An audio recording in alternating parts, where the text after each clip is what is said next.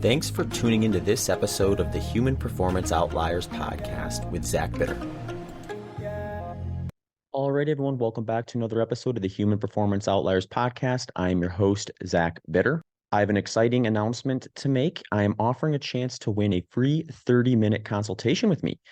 Entering is very simple. Just share an episode on any social media platform, tag me, or send a screenshot to hpopodcast@gmail.com.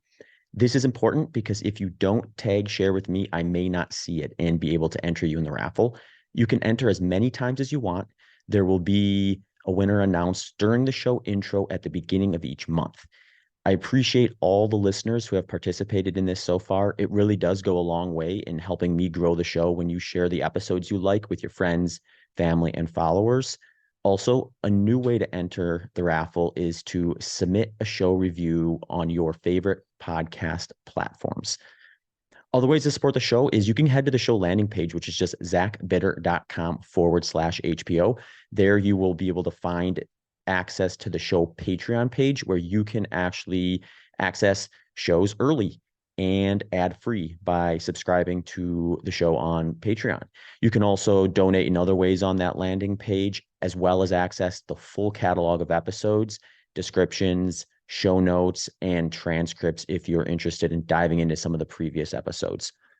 I do want to give a quick shout out to my Endurance Training Simplified series of episodes. It's gotten quite long, so I listed them in the show notes. You can link to each one of those there, but if you're looking to start your endurance journey or just really fine tune it, I have a whole series of episodes that deal with just training principles in general and the different components that go into it between like easy running, speed work with short intervals, long run development, the mental side of training, all sorts of different stuff. So check those out in the show notes if you're interested in refining your endurance training.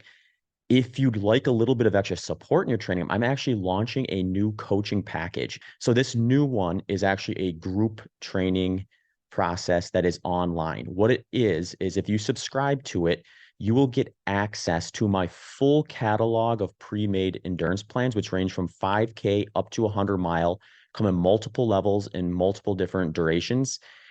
And you have access to that as long as you're subscribed. So if you decide to train for a specific distance or event, all you got to do is let me know, and I send you the copy of that particular training program.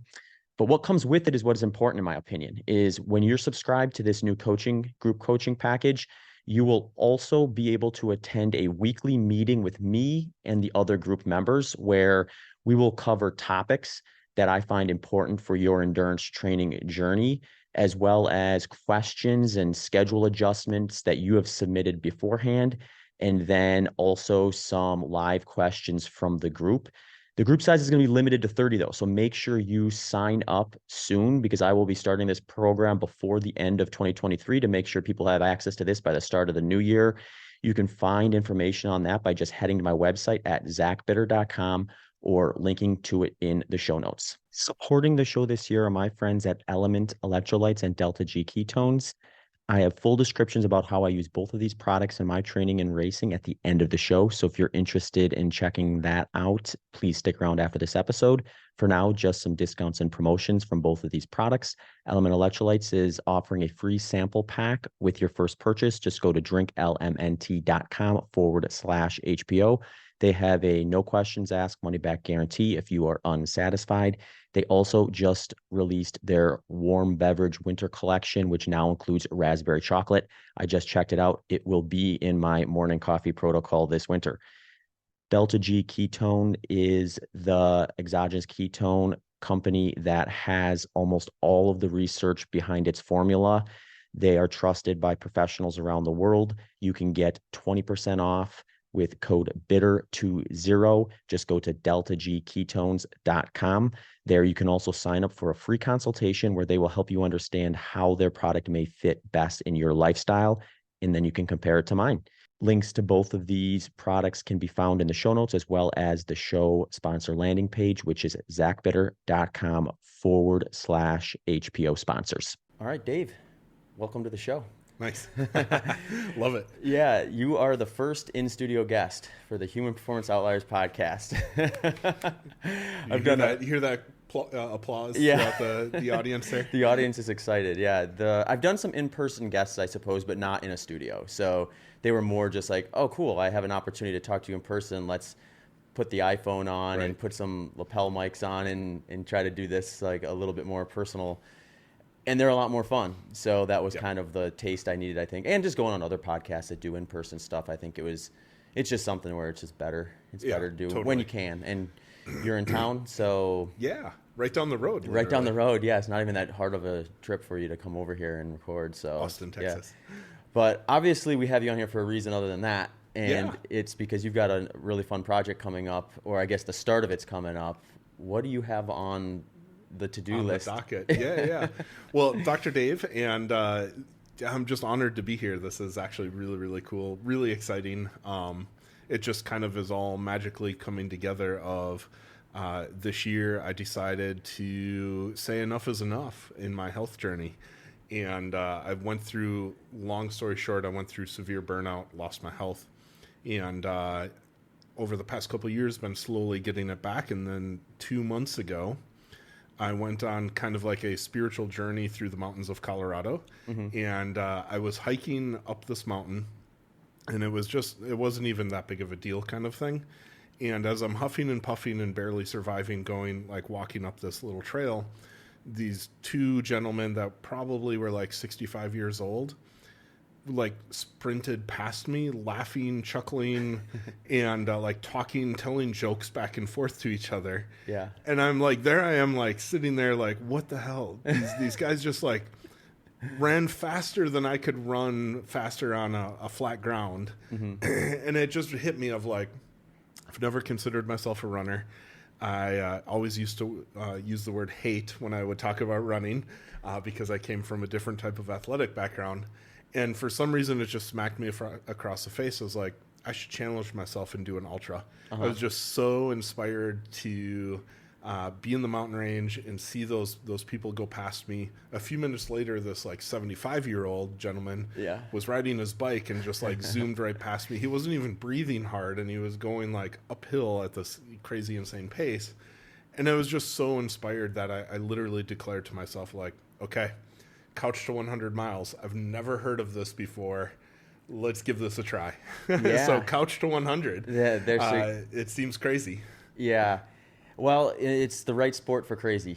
Yeah. I'll say that. It's you see a lot of different kind of approaches to it. You know, it's actually interesting because one topic I've gotten more interested in over the last maybe 2 years, 3 at most, is just people coming into ultramarathon running that aren't traditionally runners. And I think the sport's always had some of that, because it was, especially the trail side, where it was sort of this thing of like, I want to go on this journey of self-discovery, and I find these cool places in nature. I see more of it if I'm moving quicker, therefore start learning to run. And like, if you want to get to the top of the mountain, there's not a whole lot of other options other than by foot. And if you want to get up there quick and see more of them, the faster you do, the more of them you see. Yep. I think that's kind of the general thought process there.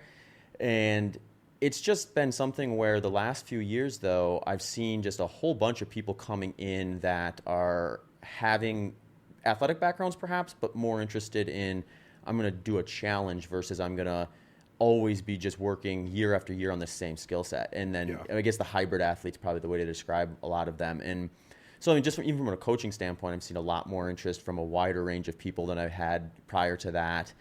And the sport is, I guess, growing, and I think the pandemic and some big signal boosts from large podcasts that got interested in it, and then maybe non-traditional people getting a pretty good following, like your Gogginses and your David Goggins and your Cam Hanes of the world. Like, these guys are, they're coming from different backgrounds that don't scream endurance runner necessarily, even though those components were both in their lives. Like, if you're going to be doing what David Goggins was doing with the SEALs, you're going to have endurance. If you're hunting the way Cam Hanes hunts, you're going to need endurance. So it's like those inputs were there, but they maybe weren't highlighted. And it was a means to an end versus an activity. And those guys, I think, did an amazing job of saying, like, this is a big piece of it. You should, like, look at it as something that is a big piece of your life, too. And it's been cool to see the impact of that, of who's coming and stuff like that. So what got you why 100 miles? Is there It seemed crazy and stupid. Nice round number. Like, I've been trying to think about that for the past 2 months since I thought of it as like, why 100 miles? Like it just seems stupid. And that's exactly it. For me, I had to do a lot of self-assessment into it. So my background in athletics is very much, football, rugby, baseball, bowling, like all the things that way. And then when I had my sports medicine clinic, which we'll get into a lot, but I mostly helped endurance athletes. But still, even at that time when I had my clinic, there was barely anyone running 100 miles. It was, the classic was like couch to 5K. Or marathon or something. Or marathon was really like the gold standard. Yeah. And if you really wanted to get up there, and that was the big challenge, right? And I've always considered myself a very internally competitive person. So I've never... I've enjoyed external competition. So in other words, like I loved winning football games, of course, right? But for me, the reason why I was good at football was because I cared about my footwork. I cared about putting in the plyometric training. I cared about getting the jump roping in. All of the things that were like the little tools to get me there that I was internally competitive with. And through my middle age, I feel like I completely lost that. And so for me, getting into this 100 miles, I know just from the little bit that I do know about the distance of the practicality of it is that there's a lot of mindset and there's a lot of like internal competition that has to happen versus like if you sign up for a 5K, it's very easy to fall into the trap of external competition of like, I'm going to beat the person in front of me. And you got the rabbit situation where you're like trying to chase the rabbit. Whereas the 100 miles seemed more appealing to me because it can be just you out on the course and like in the middle of the darkness, confronting your own demons and hallucinating about it and still having to keep moving forward. And to me, that's some sort of sadistic appeal, I guess, that to me, 100 miles is like that. If I can do that when I turn 85 and I'm looking back at my life and I want to make sure that I don't have regrets about my life, like this is one of those things that, I want to do this. Yeah, it's interesting because you do have that. I mean, you have enough experience with life to be thinking about what am I going to be thinking about what I'm doing now when I'm 85. So it's an interesting thought. Well, I always put things in two frameworks. I always look at it as I re-ask myself, would my 16-year-old self be happy with myself now? And would my 75, 85-year-old self look back on this and make sure that this was the best decision? In other words, no regrets in the decisions that I have. And right now, if I were not to do this, I would be very unhappy with myself when I was 85. And my 16-year-old self that made a promise to myself never to get out of shape would be very disappointed in myself right now. And so I'm like at those two convergences of thought processes that are actually like really motivating to me right now. That's an interesting way to think about it. Like because I can think of a host of things my 16-year-old self and 85-year-old self would disagree with one another about. But when you can find those points of agreement between those two, that might be a sign that that's something worth investing your time into. Totally. And I would have never thought about that had I not lost my health either. Like in my 30s, just blatantly going through life not thinking about those two equations led me down the death trap of severe burnout and health issues. And so I now have that awareness because I went through the struggles. And now I can do that filter, that framework of is this good or not? And I think it'll help me ultimately in the end of pushing through to get to 100 miles through all the pain and everything that I'll have to go through, because I'll just simply ask myself, hey, what would my 85-year-old self do? Yeah, it's a good perspective. The other interesting thing is a little bit of a pivot from what we've been talking about, but just the reason we're sitting here together today versus you going about this on your own, unbeknownst to me. We have a mutual friend or acquaintance, Justin Wren, who was doing I guess we maybe call it an exhibit or a showcase of like his upcoming speaking engagement stuff. So like we got invited to go to the presentation of that and just to hear about kind of like the process, I suppose. And we hadn't met yet at that point, but we had a mutual friend as well there, Brian Sanders, who I believe you went with. And you had just been kind of like thinking about this with him. And he had said, oh, you should talk to Zach. Yep. And then we just happened to bump into each I'm other getting that day. goosebumps right now because it's so crazy, the story of, yeah, it was literally 3 days before that event where I met you. He's like, go on Instagram and check this dude out. And I think you'll be inspired by him. Like, he's got all these things going on for him. And so I checked out your Instagram, and I saw a Wisconsin plaque in the back of your first video that I looked at. I was like, oh, this dude's from Wisconsin, and I didn't even know who you were, what you did, or anything. I just wanted to see where you were in Wisconsin, and I was like, oh, he lived in Madison at one point. Oh, he did his world record thing in Milwaukee? Like, and me being from Wisconsin, I'm like, okay, yeah, I geeked out. So I started scrolling, which I would have never scrolled through someone's profile just off the random chance of being like, oh, another endurance athlete. Right. Yeah. But it was because of that weird connection. And then 3 days later, there you are sitting like 3 chairs away from me. Still with a little bit of my Wisconsin accent, I'm sure. Yeah, we both have them. Yeah, everyone thinks I'm from Canada. But yeah, that's actually funny. Because I was in California for 3 years after, well, I was in Wisconsin for 20 years. And then 3 years in California. But those 3 years in California, everyone would ask, like, are you from Canada? Yep. And, like, and I would, at a certain point, I would just say, basically, yeah, almost. Almost. Just, the front doorstep is what I would say. Yeah, front doorstep. Yeah, so, yeah, and that was the other interesting, just kind of going down that path of, like, talking about the different spots in Wisconsin that we've both been, and just those jogging those memories of, Wisconsin's got all these, like, interesting city names, or town names in some cases, where it's like you kind of forget about it, and then all of a sudden you hear someone talk about, like, oh, I know where that is. Yeah. Oh, Manitowoc. Yeah, Manitowoc, yeah. Yeah, so, yeah, let's jump into that. So what originally brought you to Wisconsin? Or that's where it all began, perhaps. I'm originally from Wisconsin. So for me, I had no choice in the matter. My parents drugged me there when I was 3 years old. I was technically born on a military base in North Carolina. And then my dad retired, and then I was only 3 years old. We moved to Milwaukee, and then when I was 6, we moved to Wausau, which is the center of the state. Mm-hmm. So I basically consider myself raised there, and through and through a Wisconsin person. Went to undergrad in Eau Claire there, and then went to chiropractic school in St. Louis. And then I had 2 life choices in front of me. I could either go to New Zealand and work with the rugby teams there, or All Blacks. Yeah, the All Blacks. It wasn't the All Blacks that I would have been invited to work with, but another rugby team. Or I could go and be the first chiropractor to work at the university system in their medical system for their sports medicine. And so that was the longer term goal of everything anyways. Mm-hmm. And so I went to Madison, Wisconsin, opened up a business there for 10 years. And developed had 3 clinics there, multiple chiropractors working with me. Mm-hmm. I was a team doc for 12 different sports teams. Worked with the Badgers Rugby, Madison Rugby Club, like you name it, all the way throughout there. And then just got burnt out, quite frankly, and closed shop in 2017. Traveled the country in a bus for a school bus that we converted into a home. Did that for a year, and then landed in Austin, Texas for the sunshine and tacos. Yeah. Yeah. No, let's jump into some of that stuff. I think that's interesting because we were actually we were in Madison to some degree. Well, not to some degree. We were for a period of time because I would have been there from, I want to say 13 to 15, if I'm remembering right. Yeah. 2013 to 15. So it was brief, but I was also in Baraboo, Wisconsin when I was really young. Yeah. My parents drugged me to Wisconsin when I was 8, not quite 3, but I was 8. My dad's side of the family though are all from Wisconsin for the most part. So it was like kind of for him, I think, going back home or closer to home anyway.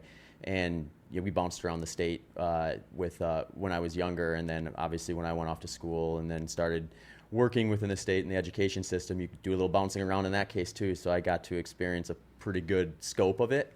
But yeah, Madison was where I was last, and man, if it weren't for running, I'd still be there. And even with running, there was a good chance I could have stayed there because it was where I wanted to be with that part of my life. But Madison's a great endurance town. It is. I mean, it's just a fun city. Yep. Like, there's just so much to do. And then the surroundings are great, too. You're like, maybe a 40-minute drive to Devil's Lake where you can get the bluffs where you would forget you're in Wisconsin for a little bit if you didn't know. 100%. Yeah. Or you could go fishing on Lake Michigan and feel like you're in the ocean. Exactly. Yeah. Mm-hmm. And then head up to Door County, or if you go even further north, you can get on the Lake Superior area and stuff too. You can really find some interesting spots. But yeah. So you were in Madison. How long were you in Madison for then?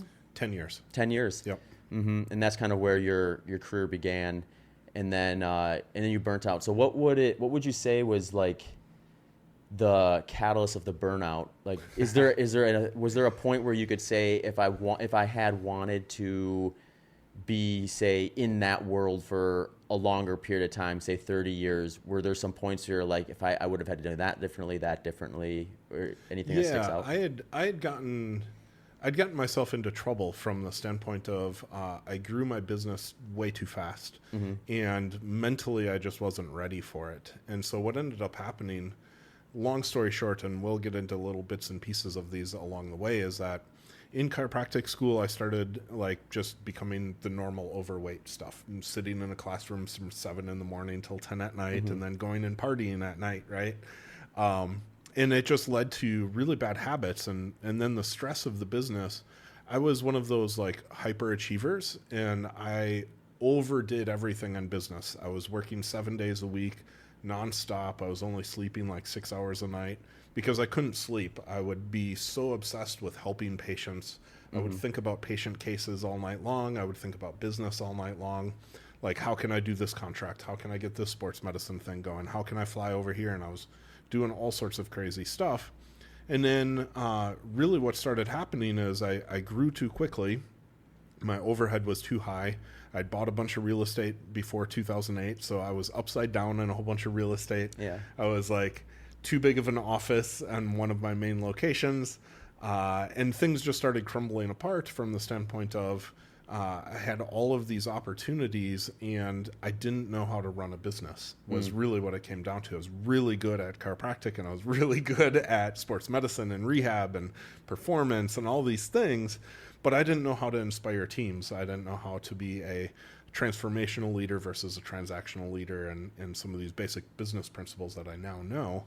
And so what ended up happening was I drove myself into the ground. I became that fun social drinker where I was networking and doing all sorts of stuff to trying to drink myself to sleep at night. Sure. And so I was working the 13-hour, 14-hour days, and then I would go home, and to try to sleep, I would just like pound alcohol watching Netflix because I couldn't sleep, and I was like an insomniac. Yeah. And then that's really where the health problems just started compounding. I got to the point where, you know, for several years, my joints were completely swollen. I couldn't extend. I didn't have full range of motion in my joints.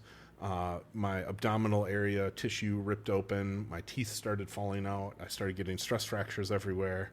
I had brain fog so bad I couldn't do simple math, or I couldn't do any calendaring. And basically, quite frankly, we thought I was dying of unexplainable cancer, essentially. Oh, wow. Yeah. Would be the summary of it. And so enough was enough, and we closed everything down, and that was the precipice of, there was quite a few things that inspired that to happen, which we'll get into another time. But basically it was just like, I need to change something or I'm going to die. Yeah.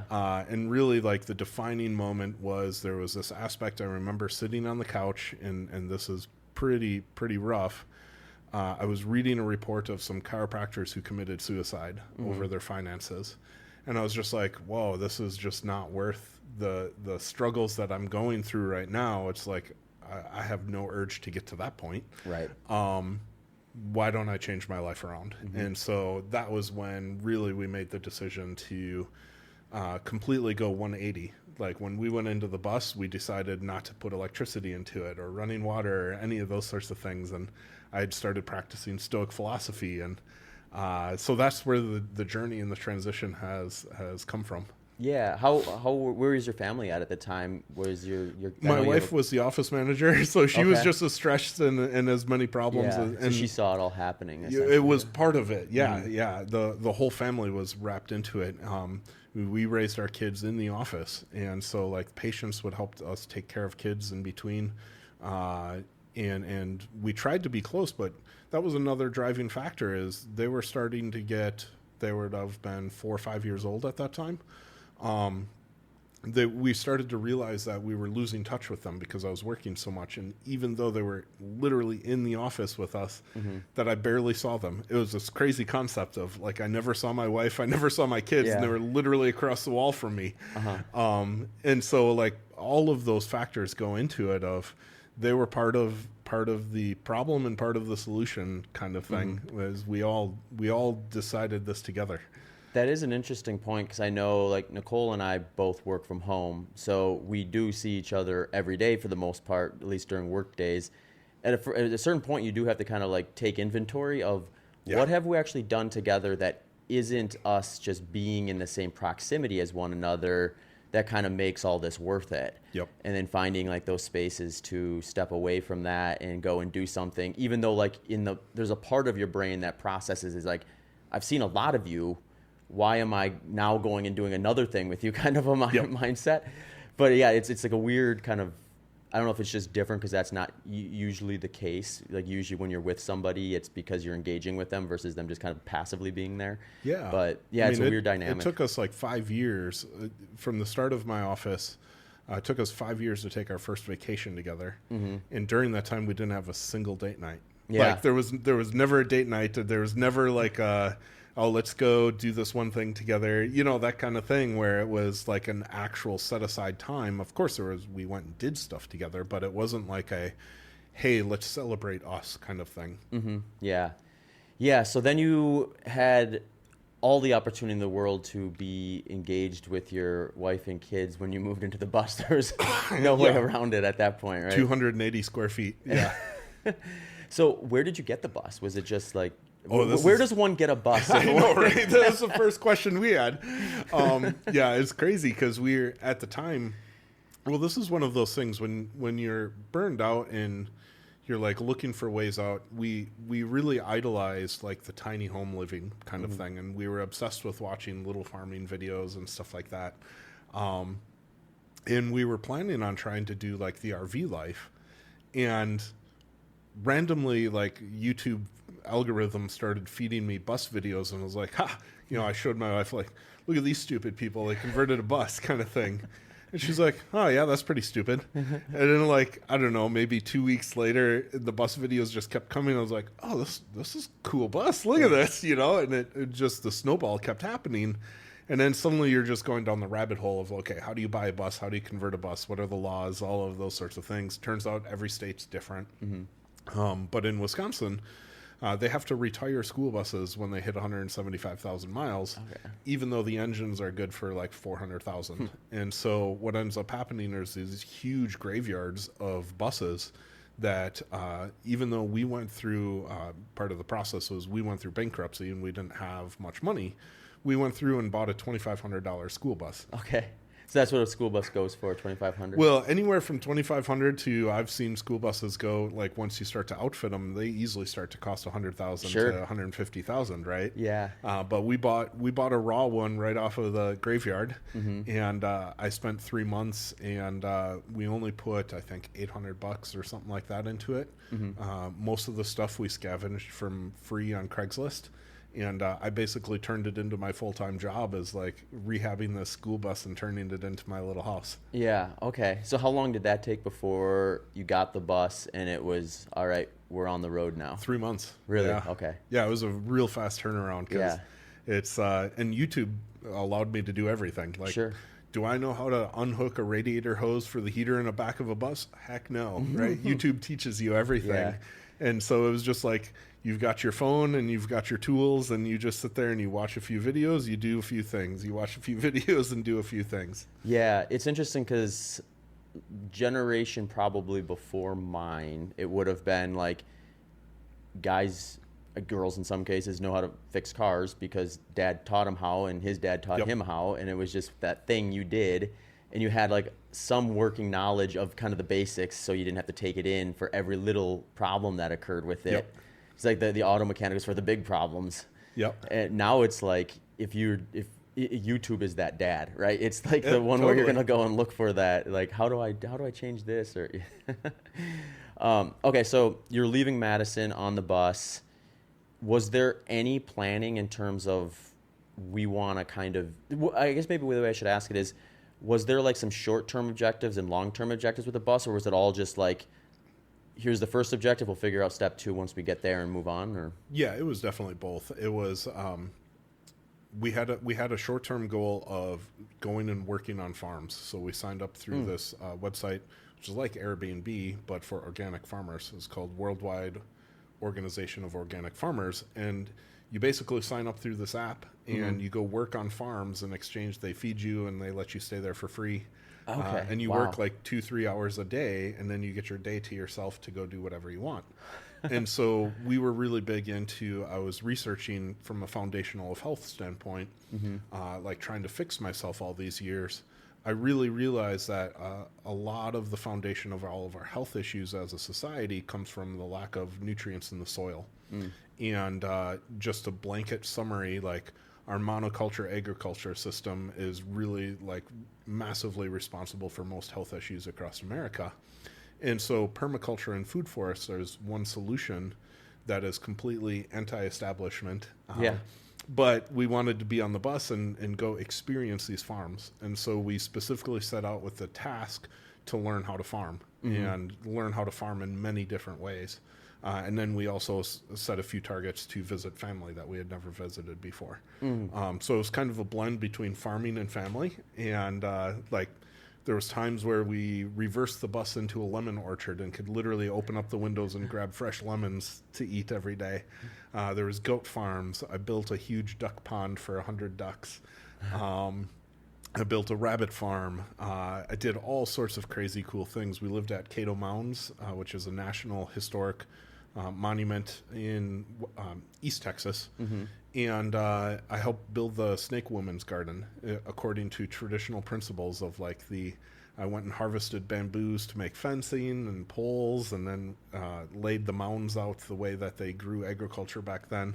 So it was just a really cool, deep, rich experience that way. And then from the health journey standpoint, we wanted to be as non-traditional as possible. So almost no technology. You know, like I said, it was water buckets, use as little water as possible, soak up the sun and outdoors as much as possible. So every night it was like playing games with the kids, teaching them how to build fires. Most of our food was like cooked on a fireplace outside. We foraged for food. We learned how to forage. We did all of that type of more like primitive thing with the purpose of resetting our nervous systems. And honestly, like this is a crazy sounding thing, but it was about month 3 into the journey. And like, that's when you could feel our nervous system starting to relax. Like we had no idea how stressed we were until we started hitting that mark. You normalize it over time. It's like it starts with a little bit of extra stress, and then that becomes a little more, and then you find yourself 10 years into a career and it's gotten to the point where you break. Yeah.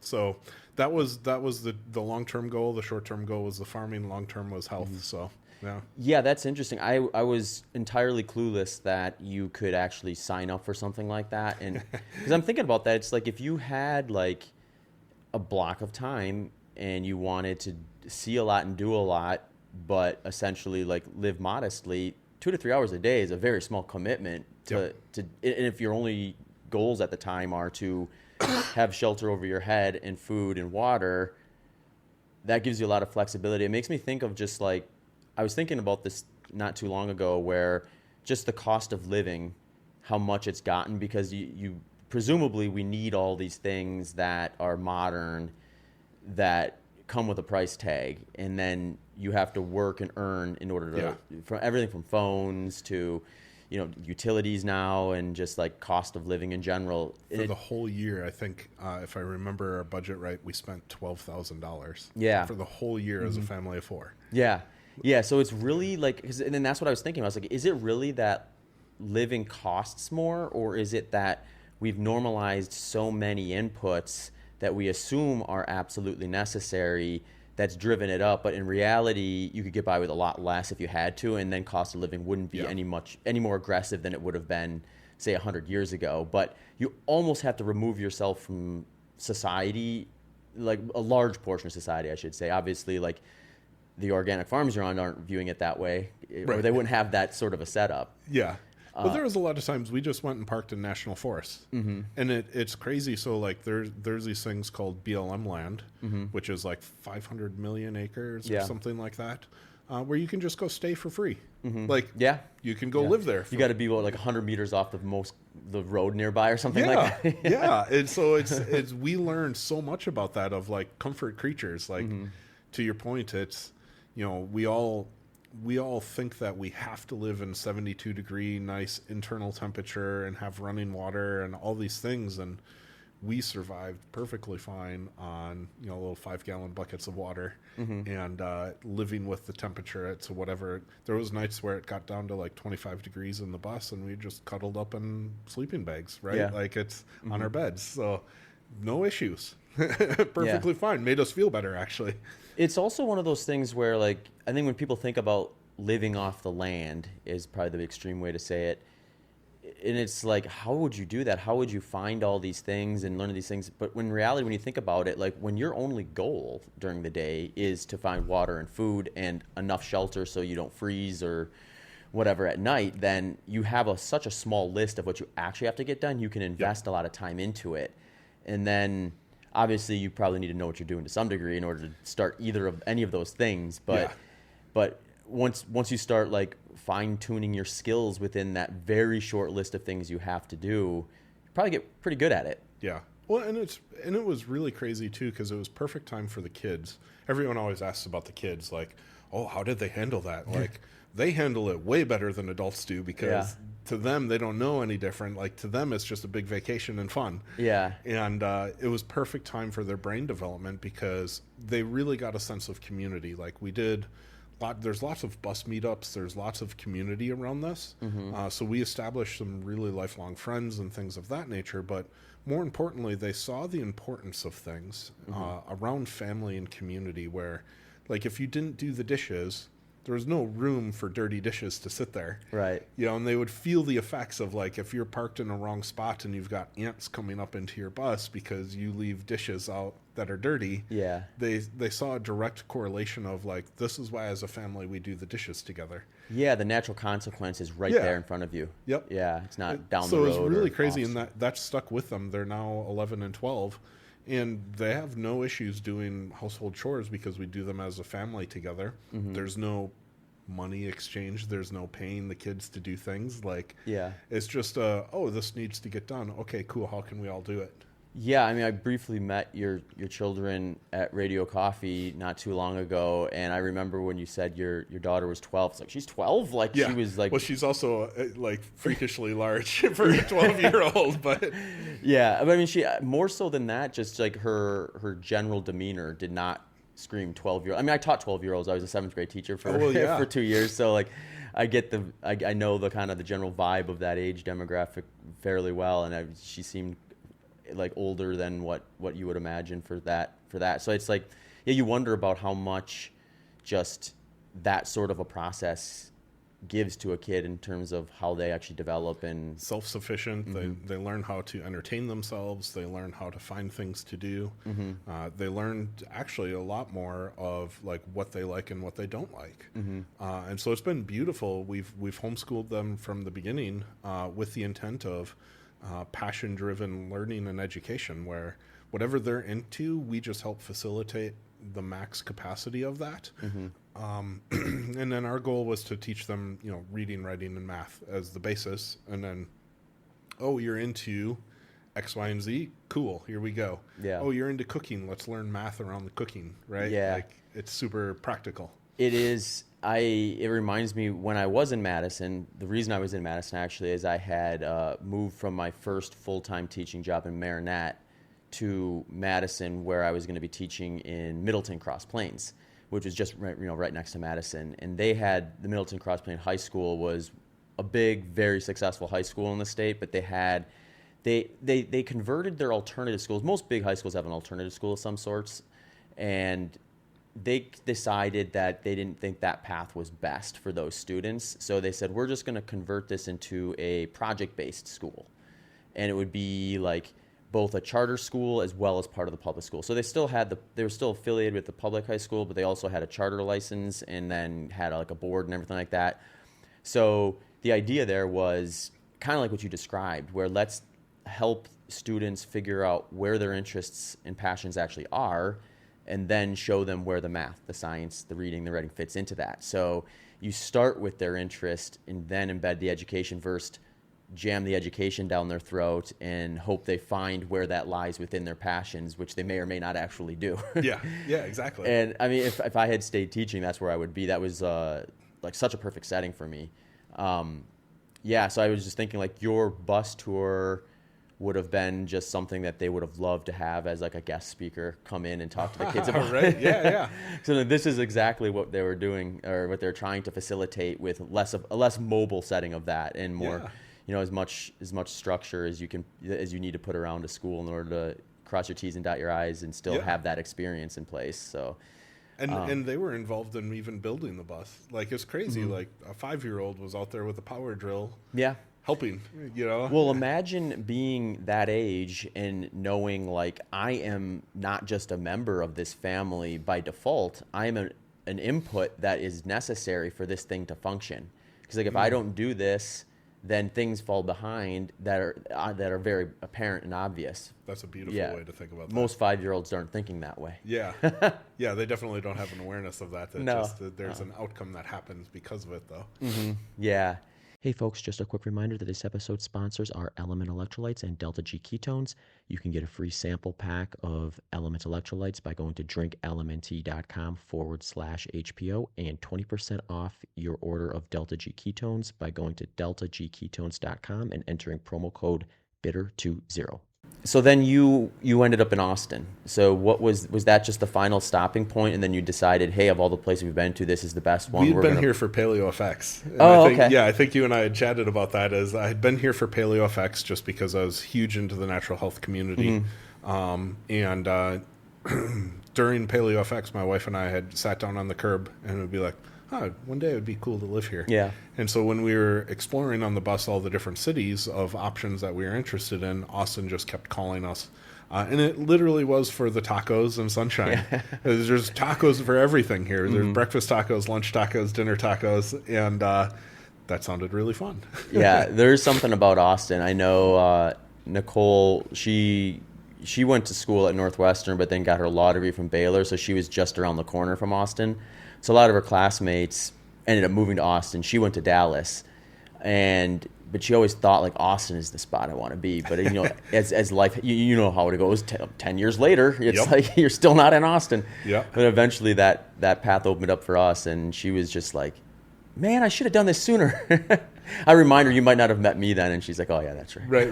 Yeah, exactly. Yeah, you can't go back and change the path. I know, it's too bad you can't fine tune it, but it is what it is. But we're here now, so we're excited about it. But yeah, Austin's got a certain kind of feel to it where it's just you just kind of find that being a desirable spot to hang out. So it is, yeah. The culture here, the people are nice on top of everything, but more importantly, it's just a fostering community of people want to do big things here, and as much as I loved Madison, people wanted to do big things, but not in the way that Austin wants to do big things. And so for me, like, I didn't know what I wanted to do in my next phase of life other than explore.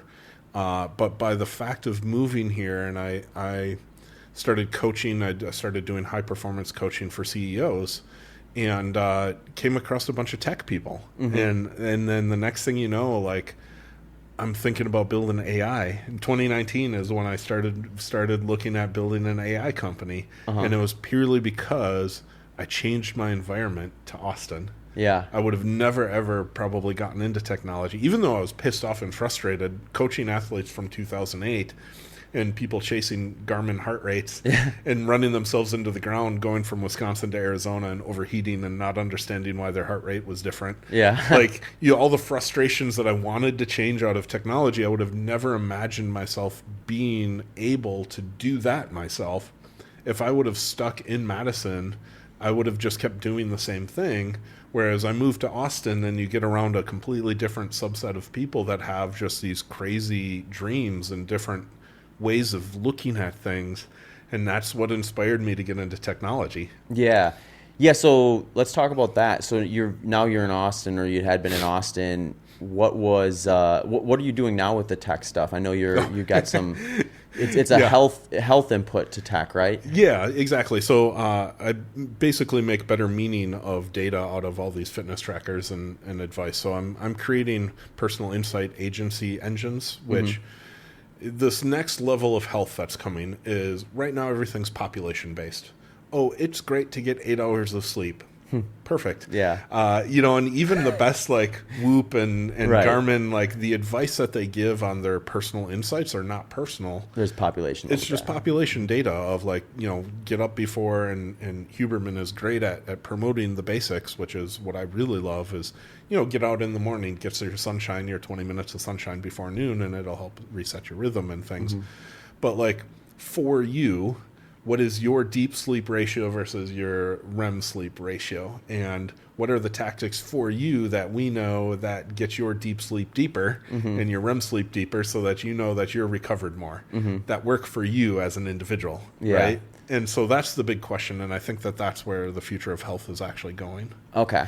And is that going to be just improvements in wearables and then like databases that can collect that information It's and everything. make a sense of it? Yeah, I'm big on. I'm actually speaking at this at Solar Punk Festival this weekend, which is a huge decentralized community talking about regenerative agriculture, decentralized health, like all sorts of crazy stuff. I have a big topic that I talk about is that your bathroom is going to replace your primary care. Okay. And so in your bathroom, like imagine a stool sample kit. Yeah. Your mirror is going to be able to monitor the moles on your skin and be able to detect when it starts to turn cancerous. Like your urinalysis is going to happen on a regular basis. You're going to be able to have your bacterial swab and everything right there in your bathroom, that everything will be connected into a central data hub that you own and that you have access to, not a healthcare system. And you are going to be able to tell it which inputs that you can put in. And all of these great sensors that are out there, this isn't something of the future. I'm not making this up. All these devices actually already exist. It's just no one's bringing them together. They're all siloed right now. Sure. So like one of my main constructs is to try to unsilo everything and get it all into one place for an individual, where your Garmin is just as important as your LinkedIn data, Sure. which is just as important as the amount of Netflix documentaries that you watch, because then we have a better understanding of who you are and where you need help and where your roadblocks are. So that's why primary care will actually start to go away, is all of these baseline things will be automatic without us even having to think about it. Our body will start to, like what we saw through COVID and you know, being able to check your HRV starting to tank and all of those sorts of things. If you started getting sick before you feel it, your biometrics show it.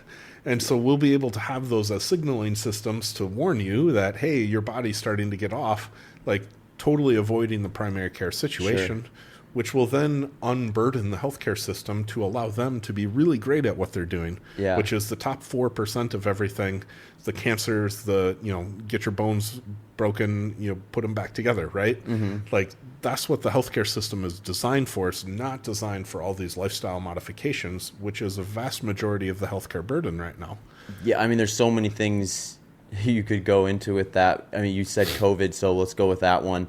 You can quarantine a virus with that information, essentially, can't you? Like because it's like not a. I don't. My understanding isn't that people are like, oh, I have COVID, I'm going to go out and spread it because screw you. It was more like, I don't know I have COVID, but I can't not go to work, or I'm not going to like disrupt my life, so I'm going to go out. Exactly. We eliminate all the like wear a mask. We eliminate all the lockdown, because like if you have COVID in that screening, your bathroom tells you have COVID.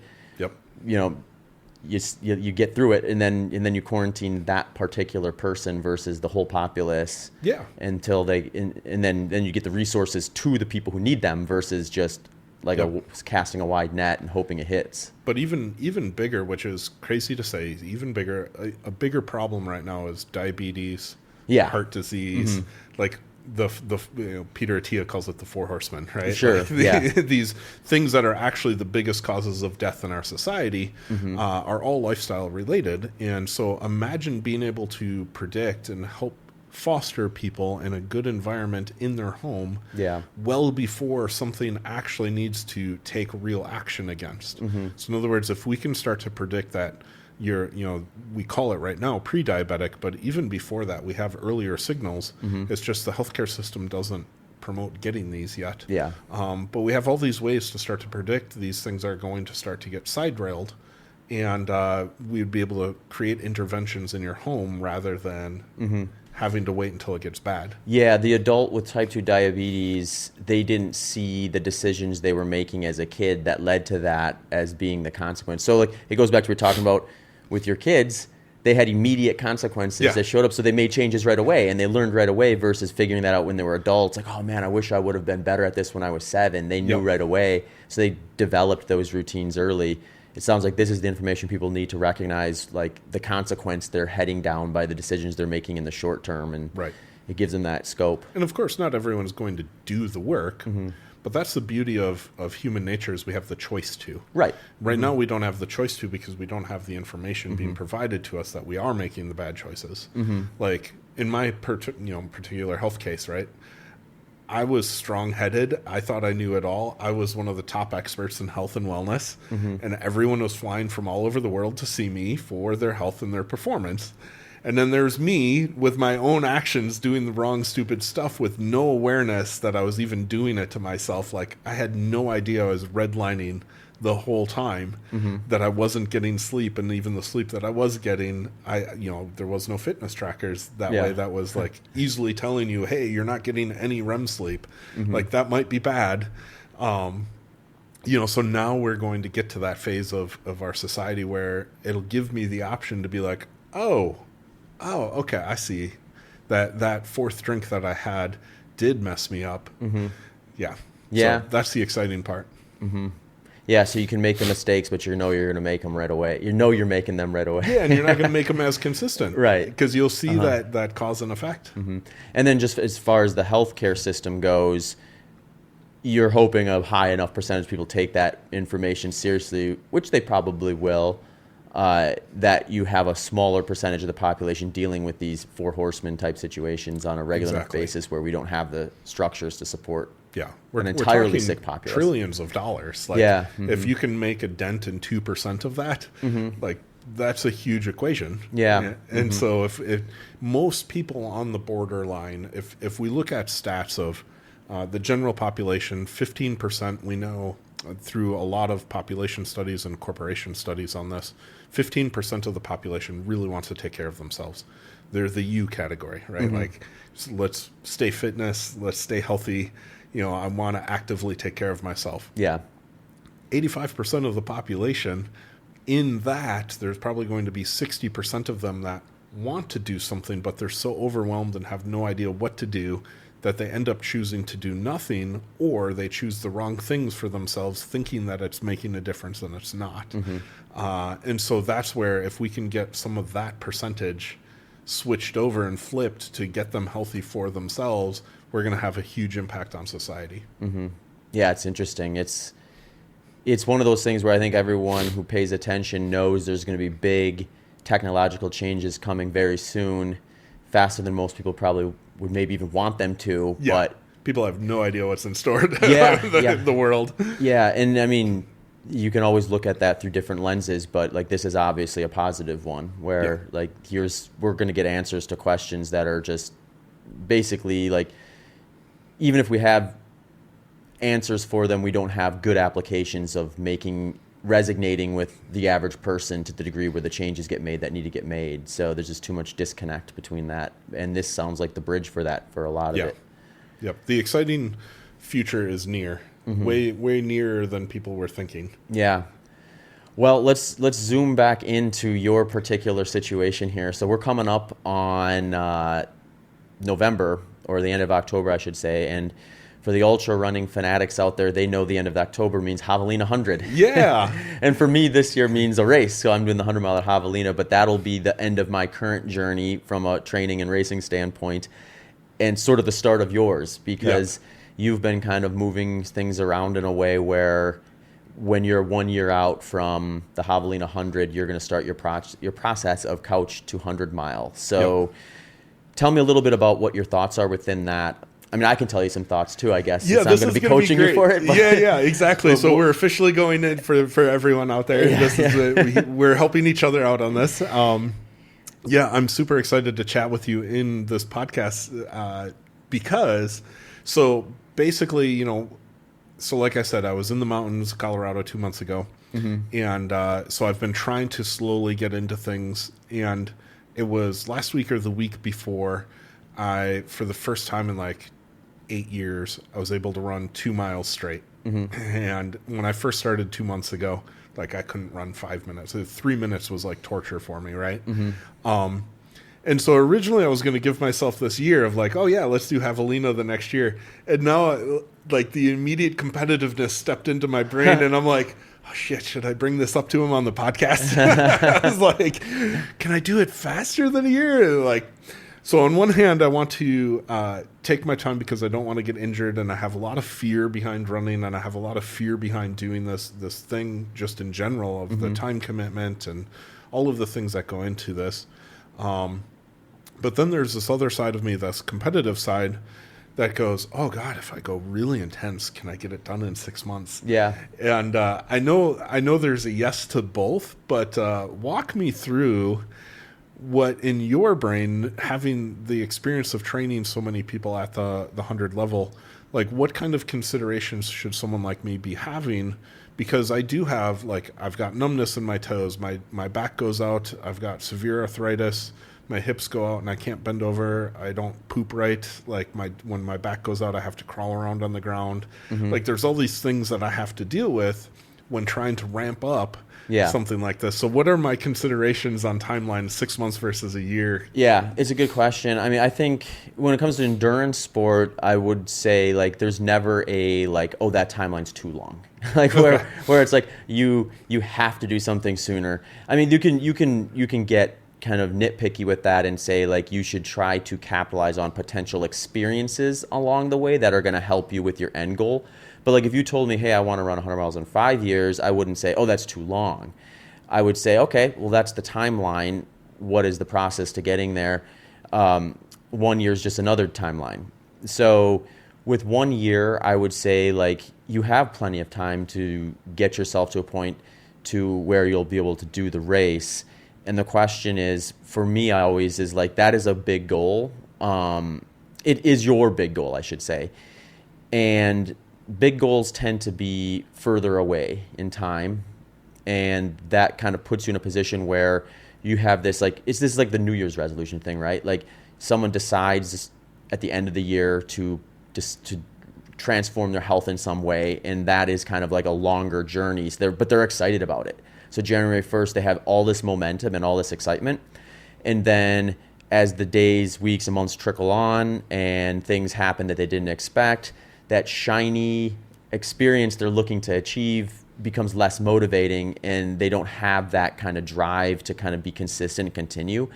So when we're looking at year-long goals, my first question always is we need to set up some scaffolding around where are the wins between day 1 and day 365 that you can really be proud of, that are going to be motivating you along the way, so that when you don't have the excitement of crossing the finish line at Javelina to motivate you, you have something else. And you also have all these checks that you're kind of marking along the way that are also giving you the sense of accomplishment. Like when you were into your career, obviously you were passionate about it, or you wouldn't have driven your health in the ground in order to pursue it. Yeah. So like along the way, there were milestones, I'm sure, that motivated you, that kept you kind of that determined to be able to drive your health into the ground in order to achieve those things. So we want to think of it the same way as we want to build those motivators, but we want to make sure we're doing it at a pace that is going to make this something sustainable for you beyond Javelina, versus just getting you there in a position where you can cross the finish line and then... You mean you don't want me to be one and done? Yeah, I don't want you to be one and done. And you can be one and done with 100 milers, but I don't want you to be one and done with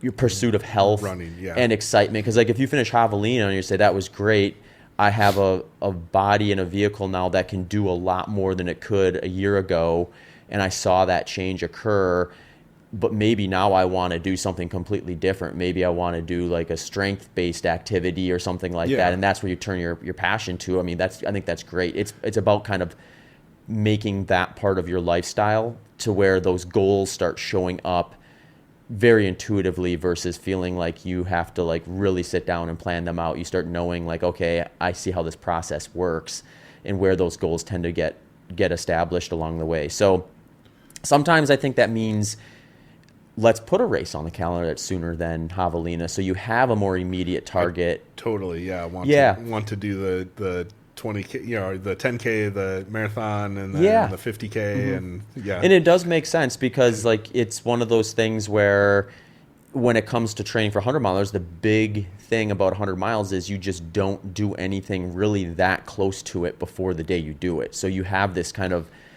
dark area of unknown where it's like, I don't really have a reason to believe that I can do this because I never have done it. So you're battling that side of your mind, that side of like just not having a personal experience of traveling 100 miles, even though you're trying to give yourself all the reason to believe that it's possible and you've seen other people do it, so you know it is. You can close that gap a fair bit by doing other events. And even if it's not, you know, something where that experience gives you the actual act of crossing a finish line that's long but not 100 miles, but just knowing like, oh, this is kind of how I feel the week before a race. This is how I best perform by doing these sort of things. This is what the day before feels like. Oh, maybe I shouldn't do that on Javelina weekend because I did that for that 50K and it did not end well for me, kind of a mentality. So you have a chance to maybe run through the system a few times and catch where the little spots are that could potentially be mistakes and refine your decision making. So when the inevitable happens at Javelina, which is I didn't plan for this to occur, I have to problem solve on the fly here, your mind goes to, when this happens, these are the 2 or 3 things I should choose from in order to go forward versus this just happened, I have no clue, I'm going to start throwing stuff up against the wall. Yeah. Okay. Well, so then we'll have to get a 50 miler on the books, because to me that would be my nervousness. To me, a marathon doesn't like make me nervous. Like I know I could probably push through that mentally with zero training. Yeah. And I would pay for it dearly, but we don't want you to pay for it dearly. Yeah, exactly. So I think a 50 miler for me on the books would be really motivating. There's a lot of great options from the 50K to the 100K, and they're basically all over the place. You wouldn't even have to leave the state. You could probably pick something basically any month of the year if you wanted to. There's some great race organizations here in Texas that put on events frequently. So, and if you want to travel, I mean, then it's the world's your oyster, so to speak. Right. And that's part of this too. So maybe I'll back up and help the viewers and all of us kind of understand perspective that this isn't. When I was on the mountain, there was a lot of things that came up before this that led to my decision on the mountain. That, you know, obviously this has been a 8-9 year struggle for me of I'm restoring my health. So there's that point that this has been a long-term transition happening. In the beginning of this year, I went into some sort of organ problem, and my triglycerides shot up to 700. My cholesterol shot up to 370. I was getting symptoms and issues again. And because of that, the beginning of this year, both my wife and I stopped drinking at all. Like, even though we weren't drinking, like we just zero alcohol. We hammered in on our nutrition. I started eating two pounds of meat a day, not just meat, but protein, really just getting a lot of protein in because I realized that I was undernourishing. And I tried to get back into weightlifting because I used to just love weightlifting, and it just wasn't motivating for me. Like I realized through all of these years, the reason why I loved the health and fitness side of things was because I was always training for a competition when I was younger. And so I had been searching for several months of the thing that I wanted to do that would be an external competition to drive my health. And so all year long, I've been making health transitions already. So psychologically, this isn't a New Year's resolution where I'm saying a year, I'm just going to start doing this, right? Right. So there's a slight difference that way that is leading up to this. So I think that's really cool to put in perspective of, for me, this is this is about a whole aspect that I've already been on the path to, and it's going to be very easy for me to adhere to this and not get lost. Yeah. I'll say one thing to kind of add to that and what we've been talking about is like when I'm coaching someone with a goal like yours, or in a situation like yourself where this is like a big project relative or a pivot more or less. Yeah. My goal is not necessarily to get you to Javelina and feel like you just absolutely like destroyed Javelina above and beyond what you could, like hit your A goal. I mean, I'd love you to hit your A goal, but I see that as the cherry on top. So my A goal is to cross the finish line. Yeah. And I mean, and that's a phenomenal, like, I mean, how many people have crossed a 100-mile finish line? Like, it's a tiny percentage of the population. And My goal though, like if you went to Javelina and had like a miserable experience and didn't get to the finish line, my goal would be when you have that experience, do you look back on it and think, what was I thinking? Or do you look back on it as like, oh, wait a second, like I've really turned my life around here. I've got tools available to me that I would have never imagined. My health is in a much better place. My physical fitness and the opportunities I have because of it are great. So then you're actually standing on the start line of Javelina thinking, oh, I already won. This is the celebration. This is the part where I get to like express all the wins that I've accumulated over the last 365 days. And that's where I think the spot you want to be in. So it sort of kind of has two aspects to it. One is it creates a lifestyle and it creates a situation where you are just better as a whole. But it also puts you in a position where like some of that anxiety and pressure of this is all about crossing this 100-mile finish line is sort of removed, because you know, when you're honest with yourself, you're so much better off before you even start the race than you would have been had you not went on that journey in the first place. So the other way I like to explain it is like you'll run 100 miles next year at Javelina, but that 100 miles, although at points may feel like an eternity, is going to be a drop in the bucket compared to everything you do between now and then to get ready for that 100 miles. So when you're on the starting line, you're like 99 point something% of the way there already, versus I haven't even taken a step yet and I have to go 100 miles. So that's kind of the framing. My goal should be to make it to the race then. Yeah, absolutely. And I used to tell my athletes that. So it's so funny, like my own medicine coming back to me. Yeah. Your goal should be to make it to the start line. Yeah. Everything after that is icing on the cake. Yeah, if you're standing on the start line in a year, it's going to be because you are like in a totally different spot physically than you are now. And that's a huge win. Right. And it can't be ignored, because if you ignore that, then it becomes something where when you do have self-doubt during the race itself, you maybe are looking for the wrong things to motivate you to keep moving versus like thinking about like, I think when you have the process front and center, it really does minimize what you're trying to do. And the goal of 100 miles is minimizing what you're trying to do in your mind, because you don't want your mind to try to have to wrap around 100 miles or however many hours it ends up taking. Yeah. So I'll say one more thing too, because I know there's a lot of just like anticipation, fear, anxiety around running 100 miles. 100 miles is a moving journey. So like walking and hiking are a huge portion of that for the majority, and in some cases the entire field. It depends on the course and the people who come to it, but there is plenty of walking and plenty of hiking. And if you're looking at just the cutoffs or like the time you need to get to the finish line by, it could be almost all walking. Okay. So like looking at walking as not just something that gets you closer to running or a spot that makes a specific run sustainable because you took a walking break versus trying to push through it. Think of that as this is a skill set that I'm going to actually use on race day. So I think that's where the ultra marathon, especially the 100 mile, becomes a little bit different, where somebody might be thinking of training for like a 10K or a half marathon where the goal on race day is to run the entirety of it. That's almost more daunting in my mind, because now they're at a point where they have to do a walk run to get to where they need to be, and they're thinking this walk is not what I'm actually preparing for. This is just this means to an end thing. Whereas with 100 miling, it's very much part of race day. Yeah. So like embrace that aspect of it. Don't fear it, and don't be afraid to pull that lever in training when you feel like, okay, I know that I'm supposed to always leave one on the table, so to speak, at the end of a workout, so the next one is doable, and you're not pulling like future workouts off the table. Like that's a thing to keep in mind. Like it's not a step back to walk in training. It's actually probably a value add in most cases. Yeah. Nice. That's a great perspective. And so my 16 to 18 minute mile pace right now is like A-okay. Yeah, and I think I'm not sure what the cutoff is at Javelina in terms of what you have to finish by. I think it maybe is like 30 hours or something like that.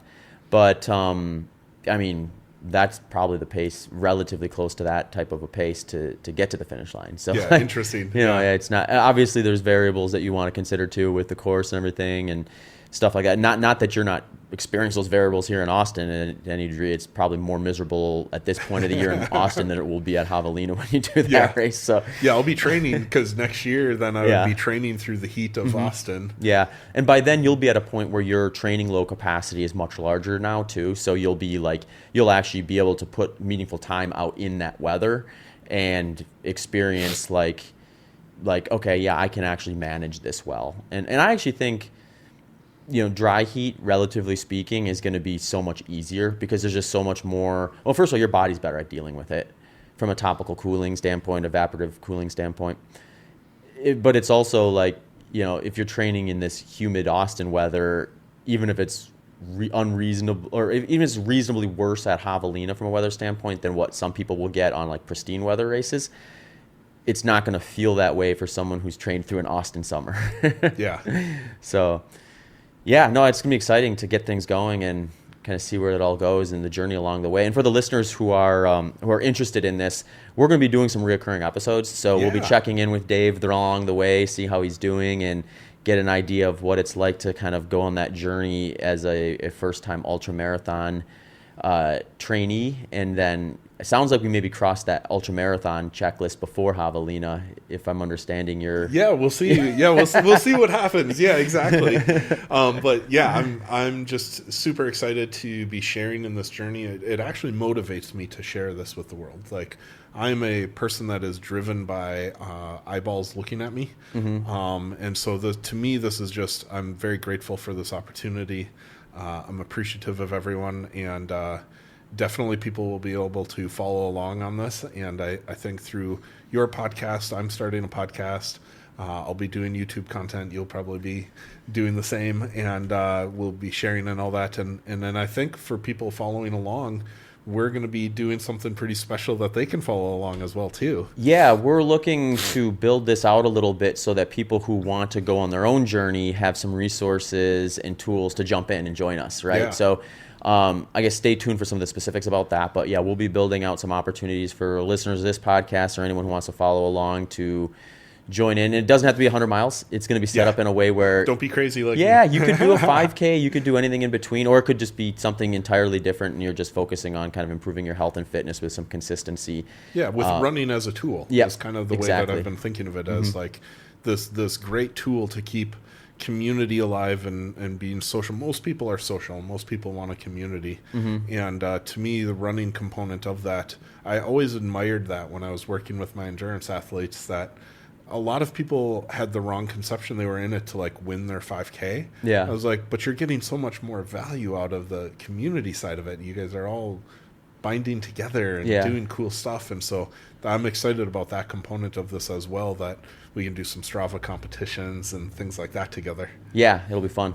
Awesome. Where else can people find you? Social media link or handles or anything like that? Yeah, mindofdave.com. Okay, mindofdave.com. That's like that's the main one hub. thing that people can go to, and then from there you'll be able to link into my other stuff. Instagram and YouTube and all that. Right on. Awesome, Dave. Thanks for coming on. We'll be doing this thank again you. soon. Awesome. All right, everyone. If you're still here, you're sticking around to hear about how I use the show sponsor Element electrolytes and Delta G ketones. For Element, they make an electrolyte supplement. So what I know about me is that I lose 614 milligrams of electrolytes per liter of fluid loss. So what that means is if I go out for a run and I lose 2 liters of sweat, then I'm also going to lose roughly 1,228 milligrams of electrolytes with it, which ironically happens to be about 1 packet of Element. So what I likely will do is if I'm going out for a longer training session or I'm going to be out in the heat and sweating a lot, I'm going to supplement the fluid intake I have with electrolyte to make sure I have that stuff in balance. The way this usually looks for me is I'll wake up in the morning and I'll have a cup of coffee and I'll put half of one of those packets in with my coffee. It will be one of their chocolate flavors though, because it's coffee after all. I'm not going to stick one of the fruity flavors in there. So that gets me kicked off. Then what happens is I go out for the workout and then I am drinking basically to thirst, but I am also targeting some numbers at times when it's hot enough and I know what my sweat loss is. But generally speaking, for every liter of fluid I'm taking in, I'm matching that with 614 milligrams of electrolytes to make sure I'm staying on top of that and remaining hydrated throughout that training session. If you're interested in a deep dive and figuring out more about your fluid loss and electrolyte needs, I actually have a couple podcast episodes that might be interesting to you. One is episode 358 with Andy Blow, where I go over all things hydration. And he talks about how I came up with that 614 milligram loss number and how you can maybe find out about yours, as well as how much fluid you are losing with some simple at-home tests. Also, I did an episode a while back, episode 300, which is just titled Personalizing Workout Hydration. So check out both of those if you're interested in doing a deep dive into your hydration and electrolyte needs. Something new I added to my training and racing this year are exogenous ketones. The research for exogenous ketones is still in its early stages, but there is a lot coming out and it is getting more convincing, in my opinion, to the degree where I wanted to try it out. I actually stress tested it during a 15-hour, 100-mile run at the Rocky Raccoon 100 earlier this year as a way to confirm whether it was something I was going to include in my racing protocol. One thing I was a little nervous about with exogenous ketones, like I am with anything I'm ingesting during an ultramarathon, is what is it going to do to digestion. I was interested in the recovery research for some time now with exogenous ketones, and there are some newer research studies now that suggest it could also have some performance applications as well, if you're able to tolerate it and get it in the right dose. So when I decided to try it out, I went with delta G ketones because they are the ketone ester that basically all the research that has promising effects is tied to, and it's their formula that's being used in those research studies. So a lot of times you'll just go and look for an exogenous ketone, and there's all sorts of potential issues with that, whether it's a dosage or just an incorrect type, and it's not actually going to do what the research suggests it would do.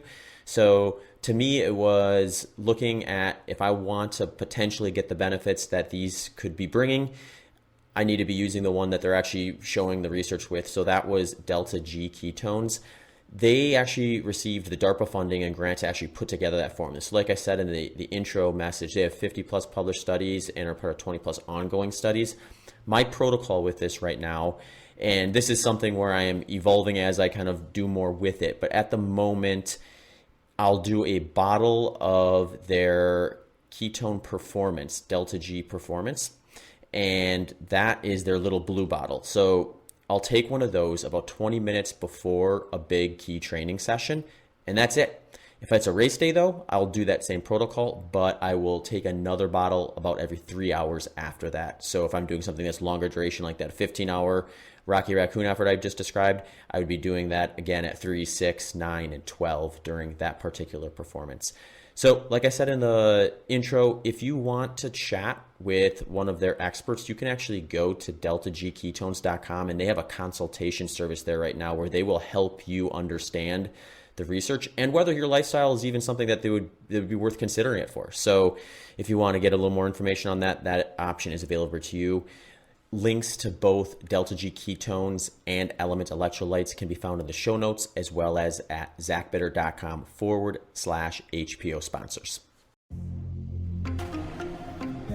Thanks for tuning into this episode of the Human Performance Outliers podcast with Zach Bitter.